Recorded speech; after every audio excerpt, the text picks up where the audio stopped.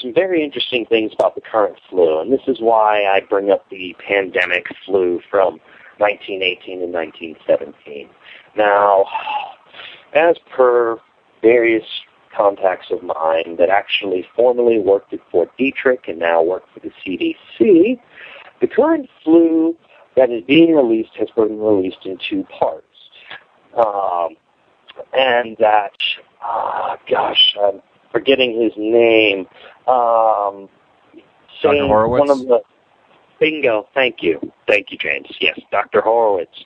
That Dr. Horowitz's assessment of the virus is actually spot on, and that the virus itself that the first half, which was released earlier this year, contains one half of the same pandemic flu, the same flu virus that was responsible for the 1917 pandemic.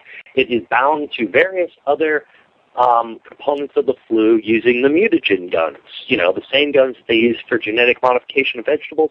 Well, they did this with the flu, and they've attached to it various other insect-type flus and basically created a genetically modified virus that will do exactly what they want.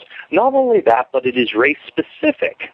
And this has been confirmed, and I cannot reveal these sources. They have asked me not to reveal their names, but they have said I am more than welcome to actually say, repeat the conversations, that basically this flu has been designed to be race-specific and been designed to be race-specific to such a degree that any Latino or black-skinned person who does not die from it immediately. And if you will notice, the only people dying from it are either black, Latino, or have those same genes somewhere in their family heritage. Are the ones they're the ones dying from it, but those who don't die are carriers. Basically, they become typhoid Marys. Now, what this means for the general public is, you see your kid getting the sniffles. This is because the virus has mutated, and this person who, hasn't died from it, it's mutated enough that they are a carrier, and so, your child gets part of it, and they're getting, their immune system's being whittled down and whittled down and whittled down by this thing constantly, because it's constantly mutating and it's constantly changing. So even though they've designed it to be race-specific, it does mutate, and that's just the nature of viruses in the wild. So it can affect and has been designed to even infect, white people and people of European origin, okay? And, eventually, their projections figure that by the time that they release the second half of this, that the virus will have mutated to the point that it will be able to actually start killing people of European origin. However, they intend to help it along. Once again, let's remember this is only one half of the 1917 pandemic flu virus. They intend to release the second half of this, basically as per my friend's exact statement. They intend it to be a Christmas present for the American people, which is, basically the New World Order's Christmas present for us all, which is quite sick and disgusting. They plan to release the other half. The other half will carry all of the activators that allow it to cease being race-specific. However, there is actually one specific race that it will not affect and will not kill, and they have done tests. And apparently, people of 100% pure blood Chinese blood, non-Mongolian, as well as some Japanese, will be completely immune. Isn't that nice? However, everyone else will be experiencing at least 1/3 of the population, deaths in the population.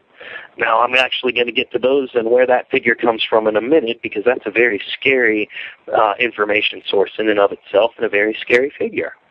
But my friend confirms this, and I actually have friends confirm this, that basically when this is released, it's going to catalyze, and when the two halves combined, and it will be quite easy to release, your wonderful flu shots should help. it'll combine, and it will basically wipe out at least 1/3 of the population. Now, this comes direct to me from a friend, well, several sources. One of them used to work for the CDC, worked at Fort Detrick, now works at the CDC. There's another person who's still in Fort Detrick who is a mutual friend, and then there are two separate people who are retired who used to work in various military functions that I cannot discuss that also confirm this. Now, the last piece of confirmation information that comes from a completely public sector source, I believe is a company called New Beginnings, and basically they are a division of the RAND Corporation. They have put out a document that says that they expect this winter to be a very harsh flu season, and that they expect that if this pandemic flu hits, this H1 pandemic really catches on, that they expect at least 1/3 of every population, of the population globally to die. The only exceptions, they say, will be in places that are close to the equator that people naturally get enough vitamin D, and then people of 100% non-Mongolian Chinese blood and some Japanese, basically, original Chinese-descended Japanese people will be immune. And these are the only populations that will not see 1/3 in the decrease. This document and this company is quite interesting because they have been consulting with multiple enterprises globally and multiple governments. They have been charged with preparing essentially the world for this upcoming pandemic. And they are a division of the RAND Corporation. The very same RAND Corporation that helped bring you Promise and Answer and Department of Homeland Security and the ARPANET, otherwise now known as the Internet.